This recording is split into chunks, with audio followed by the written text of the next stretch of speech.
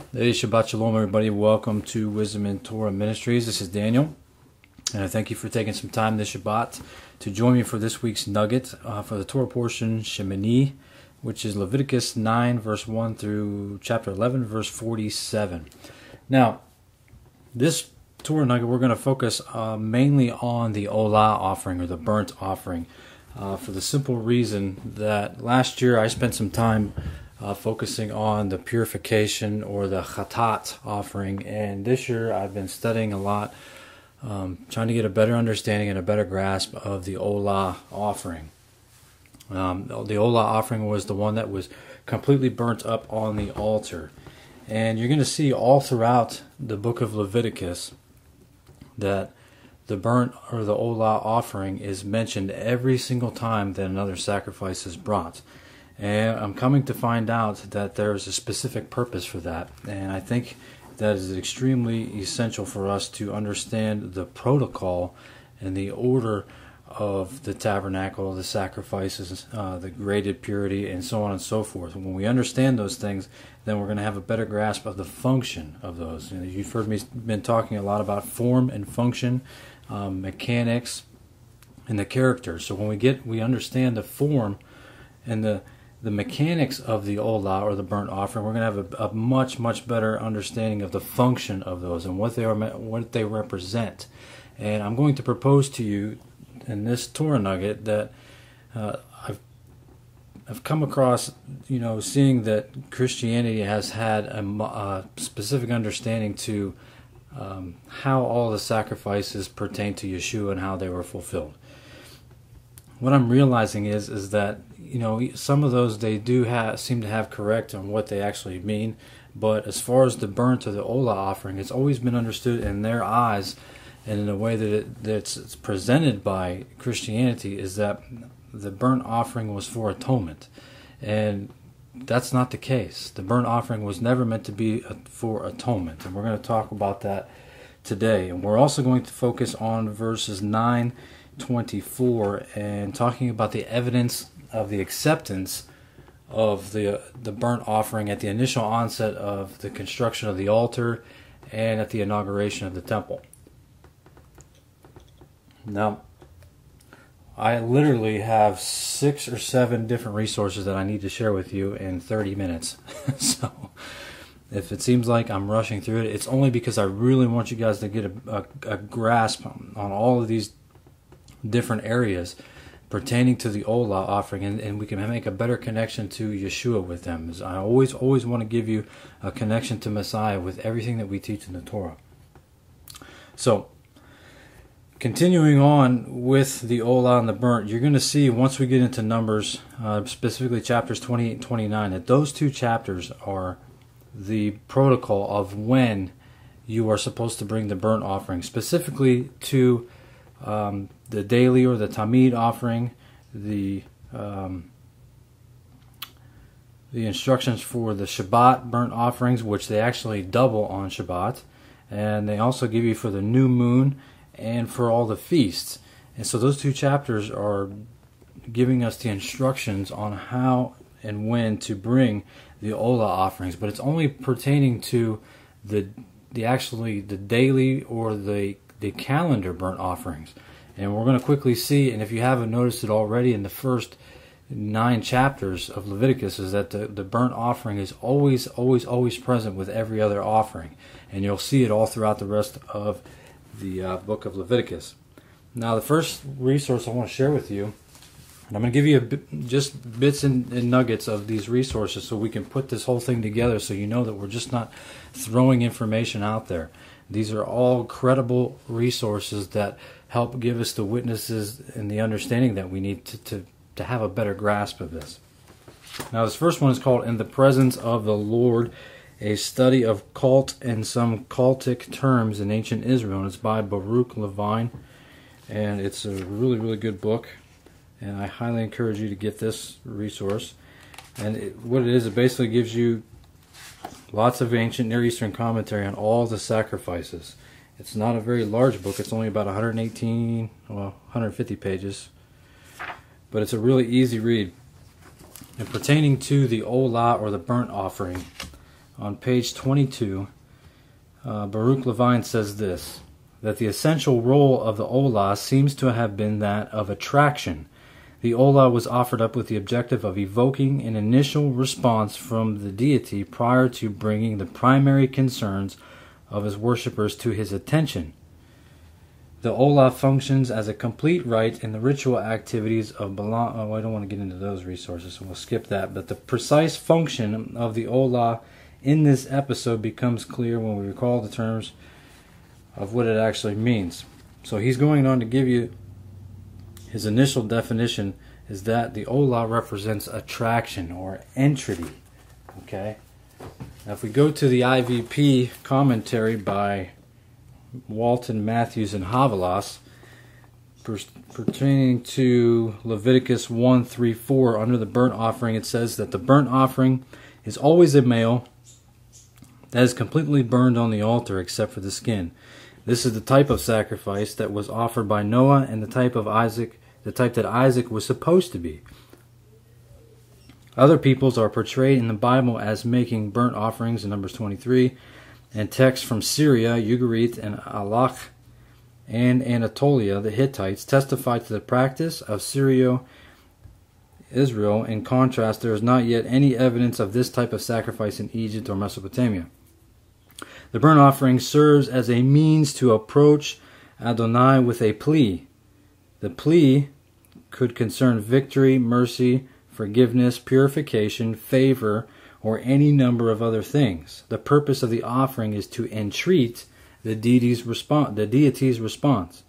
At least one each day was offered up on behalf of the people of Israel. Special ceremonies and festival days also generally featured burnt offerings, which is what we said in Numbers 28 and 29.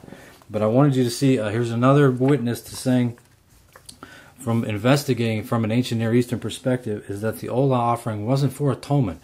It was to bring attraction to Yah, to the site of the temple or the altar, to make entity. Now, I personally kind of struggle with trying to find a definition of the word entity, so my wife handed me her collegiate thesaurus, and I want to read you some of the words that go with entity so we can have a better understanding, and it makes much, much more sense. That says, for entreat, appeal, beseech, implore, invoke. So we're invoking his presence to that altar or to the temple site.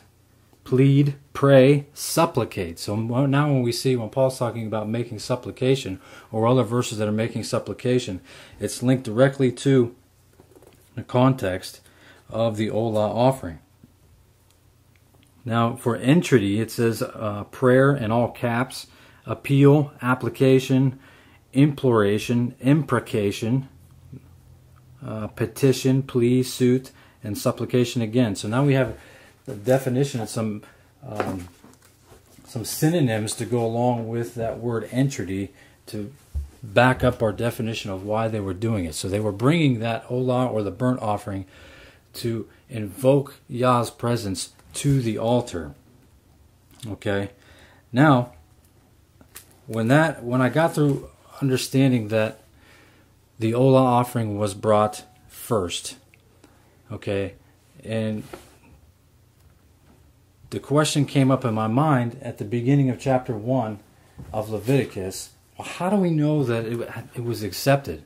You know, we read over and over about the burnt offering just being literally burned up on the altar or goes up in smoke, but it never gives us the actual definition until we search it out, you know, in Scripture and in other resources to figure out, well, how exactly was the offerings accepted? How do we know that they were accepted? Otherwise, aren't they just going through the motions?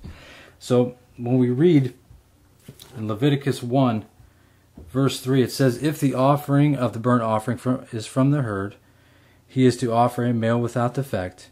He must present it at the entrance to the tent of meeting so that it will be acceptable to Yah. Okay, well, how do we know that it's acceptable? If they just bring it, I mean, what's the evidence?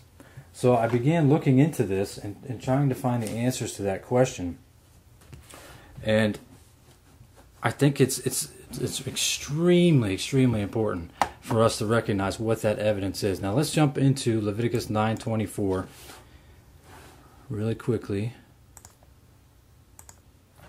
where it says, well, actually, 9:22, Aaron then lifted up his hand toward the people and blessed them, and came down from making the sin offering and the burnt offering and the peace offerings. And Moshe and Aaron went into the tent of meeting and came out and blessed the people. And the esteem of Yah appeared to the people, and fire came out from before Yah and consumed the burnt offering and the fat on the altar. And all the people saw and cried out aloud and fell on their faces. This is a very, very key verse to understanding the evidence, guys. Now we're going to immediately jump into Jacob Milgram's commentary on Leviticus for this specific verse. Okay, and I'm setting this up so we can see that the fire holds an extremely relevant piece to the puzzle that we're not necessarily always picking up as we're reading these verses in Leviticus. Okay, on page 590 of the first volume of the Anchor Bible series by Jacob Milgram is Leviticus commentary. He says, for verse 24, fire came out from before Adonai. The sacrifices on the altar were slowly burning, a process normally taking many hours. But the divine fire consumed them in a flash. Elohim appears as fire in Deuteronomy 4:21 and 9:3, and his kabod is expressly identified with fire in Exodus 24:17. On 4 other occasions, Elohim sends his divine fire to consume the burnt offering. The annunciation of Manoah and his wife of the birth of Samson in Judges 13:15 through 20. Now, make sure you remember that, because that's a key one, and we're not going to get a chance to read that. Judges 13:15 through 20. David's sacrifice to stop the plague in 1 Chronicles 21:26. The dedication of Solomon's temple in 2 Chronicles 7, which we're going to read that in a few minutes. And the contest between Eliyahu and the prophets of Baal, which we will read that next. The significance of the fire theophany. A theophany, remember, is a representation of Elohim on earth. On the inaugural day of the public cult is that it legitimizes the Aaronic priesthood. Aaron and his sons are officiating for the first time, and the following rabbinic observation hits the mark. We'll skip over that. So whence the fire? The silence of the text allows for ample speculation. It came of itself. It descended from heaven. And he goes on to give you some other commentary from some excuse me. The inner altar, or from the adytum, it passed through the shrine, where it kindled the incense on the inner altar. And then it goes into what happens immediately in chapter 10 with Nadab and Abihu, which we'll have to save that for another Torah portion. But it says, thus there can be no doubt that the fire emerged from the adytum, which is the where the ark was at, in conformance with the priestly theology of Adonai's kabod, encased in a cloud, which descended upon the tabernacle and the rest between the outspread wings of the cherubim flanking the ark. Anthropologists see the altar fire as a gateway to the other world through which offerings are transmitted to Elohim, and through which the power of Elohim is directly manifested to man.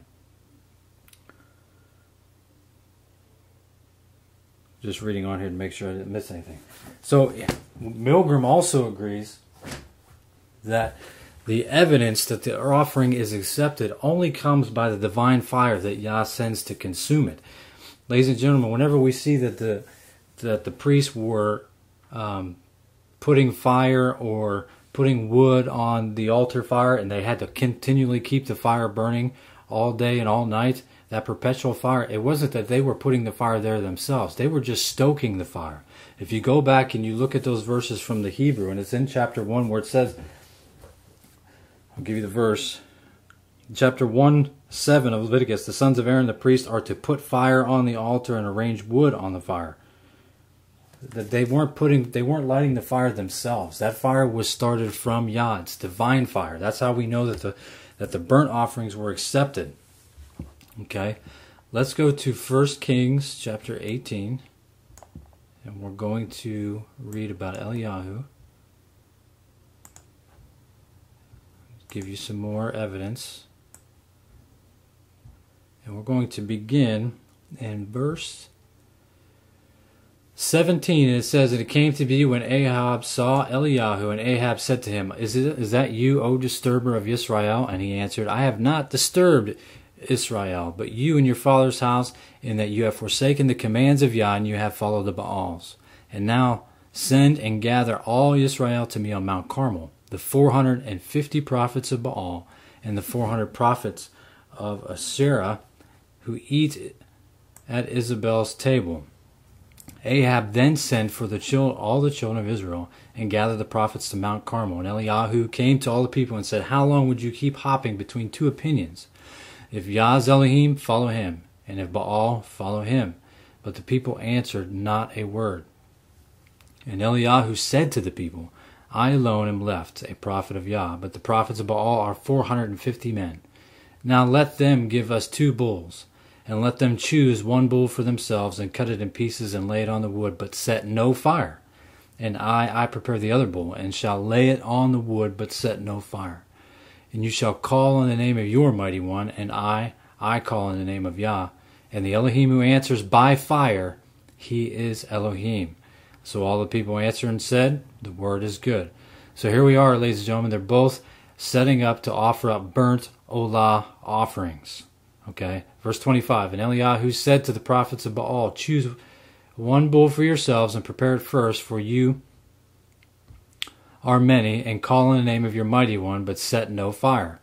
So they took the bull which was given them, and prepared it, and called on the name of Baal from morning even until noon, saying, "O Baal, answer us." But there was no voice, and no one answered. And they leaped about the altar which they had made.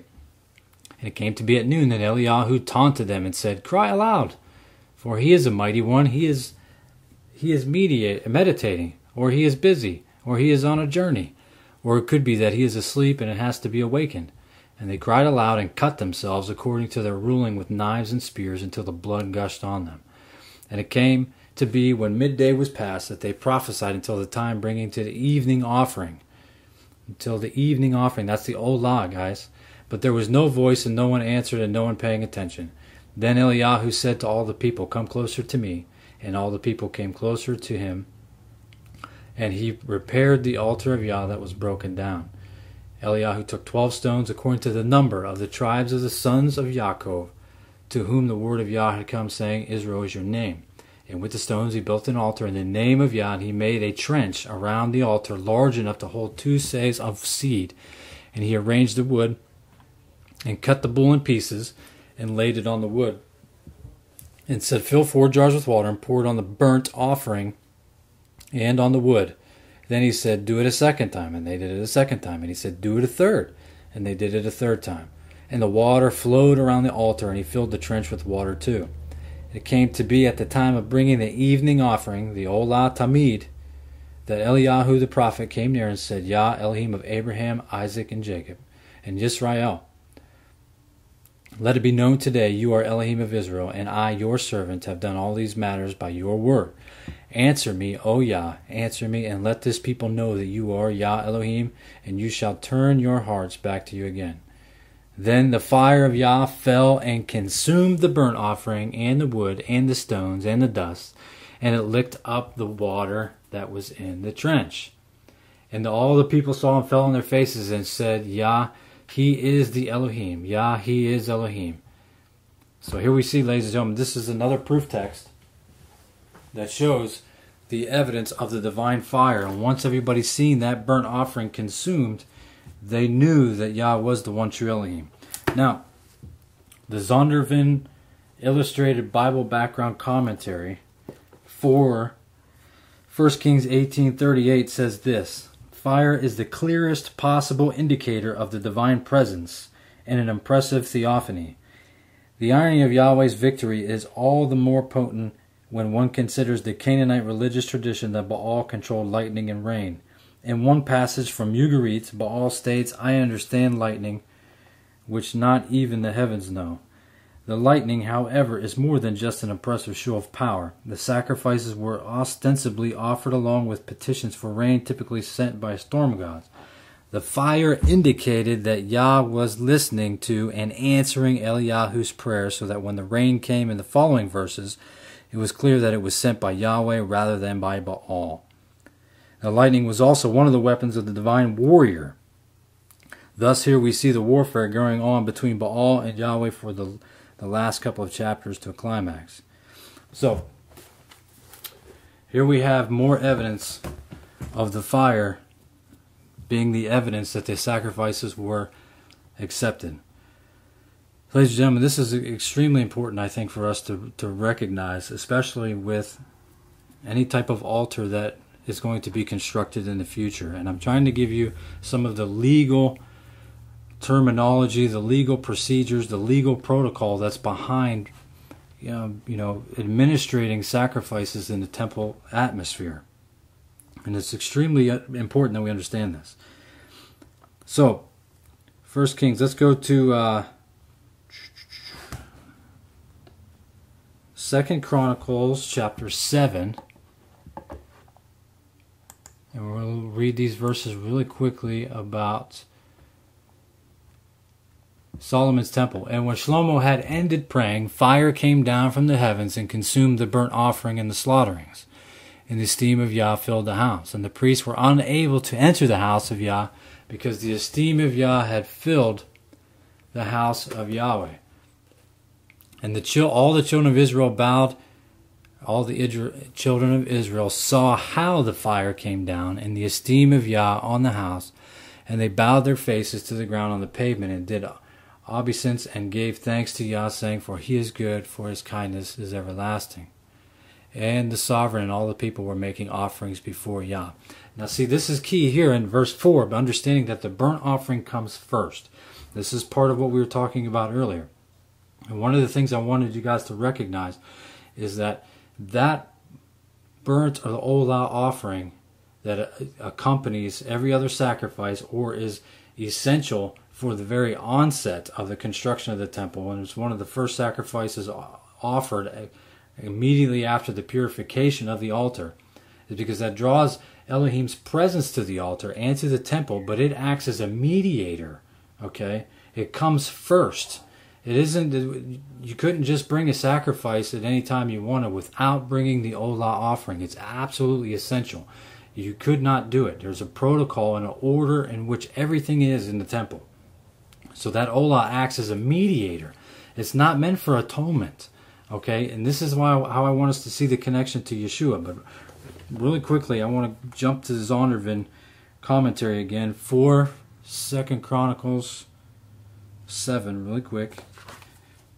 And then we're going to go to some first century writings verses to end it. I'm going to go to page 316, and if you guys have the ability to get this commentary, I highly encourage that you do. This is absolutely an amazing commentary. It's the Zondervan Illustrated Bible Backgrounds commentary by John Walton, and it is remarkable. On page 316, for fire came down from heaven. Although the Bible repeatedly stresses that Yahweh is the creator of all facets of the universe, it nevertheless expresses Yahweh's power in conjunction with natural elements and meteorological phenomena, undoubtedly related to the sense of awe implicit in these forces. Thus, in this passage, the imagery of fire from heaven simultaneously showcases Elohim's power and signifies his approval of Solomon's altar. Similarly, fire came down following David's sacrifice at the threshing floor of Arona the Jebusite, future location of the temple. And fire from Yahweh consumed the burnt offering on the altar as the priest began service at the tent of meeting in Leviticus 9:24. So when we see another altar being constructed, ladies and gentlemen, I don't know about you, but I'm going to be looking for that divine fire to light up that burnt offering. Okay? These are little things that I think we just bypass as we're reading through the Torah portions each and every year. And I'm guilty of it too. Okay? And, you know, some other evidence in verses to go back and look is to see where the burnt offerings were not accepted. And we can see that in Isaiah 1:11, Amos 5:22 through 27, where Elohim is saying that he doesn't accept their burnt offerings or any of the other sacrifices. So what does that mean? Does that mean that the divine fire was gone? Does that mean that the presence wasn't there? Well, even the rabbis will tell you, and you could look this up in the Talmud. I believe it's in 52a and b, where they say that there's 5 things that were missing from the second temple that were not in the first temple, and 3 of those things is the divine fire, the presence, and the ark. Okay, 3 things that were absolutely essential for the first temple. So, something to consider. Okay. But now if we understand the evidence of what the acceptance is of the burnt offerings, and know that they couldn't just bring them, light the fire themselves. There was always, remember, Yah always does things in a manner to give the distinction between him and all the other nations. Okay, all the other nations were just bringing their sacrifices and lighting them themselves and burning them and all doing all these things. But Yah always does everything in a miraculous manner to show that he is Elohim, he is the sovereign. And he's connecting all of these things in the temple from the heavenly temple. Remember that. Everything that we're doing on earth is a shadow of what's in the heavenly. So we have to start to consider what is the shadow or the function or character of the Olah. And now that we recognize it as an actual mediator, because it's the first one, and you can't bring another sacrifice without offering up the Olah first, without doing that mediating sacrifice. So now, when we go to John chapter 4, John chapter 4, 14, I'm sorry, 26.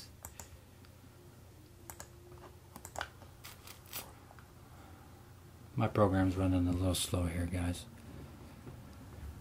Okay, let's look at verse 23. John 14:23. Yeshua answered him, "If anyone loves me, he shall guard my word, and my Father shall love him, and we shall come to him and make our stay with him.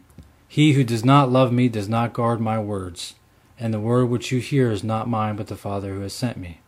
These words I have spoken to you while still with you, but the Helper, the Ruach HaKodesh, whom the Father shall send in my name, he shall teach you and remind you all that I have said to you. Peace I leave with you, my peace I give to you. I do not give to you as the world gives. Do not let your heart be troubled. You heard that I said to you, I am going away and I am coming to you. If you did love me, you would have rejoiced, and I said, I am going to the Father." This is not the verses I was looking for. Did I miss it somewhere? It's the verse where Yeshua says that you cannot come to me, or you cannot come to the Father unless you come by me. And I don't know, I think I got the verses wrong, and I apologize. But the verse where Yeshua is talking about that we cannot come to the Father unless we go through him. He's the mediator, guys.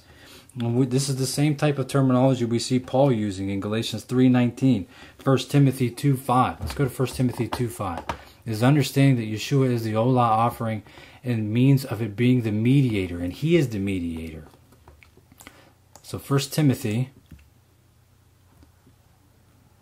2:5 says, For this is good and acceptable before Elohim our Savior, who desires all men to be saved and to come to the knowledge of the truth. For there is one Elohim and one mediator between Elohim and men, the man Messiah Yeshua, who gave himself a ransom for all to be witnessed in its own seasons, for which I am appointed a proclaimer and an emissary. So, ladies and gentlemen, we can now make a connection that's a little bit different than Christianity has proposed in the past. That the Olah offering comes first before we can bring any other sacrifices. Okay? That is a representation of Yeshua as the mediator, as a Messiah. And now we can also recognize that the evidence of those burnt offerings being accepted in the eyes of our King is through his divine fire. Eventually I'm going to be doing a video teaching on this. That way I don't have to rush through and give you short little pieces, and we'll put everything into a PowerPoint and put it out there so you guys can have it. I thank you for joining me, guys, and I will be back with you in a couple of weeks. I think Ryan is up next week. So until I talk to you again, Shabbat Shalom. Bye-bye.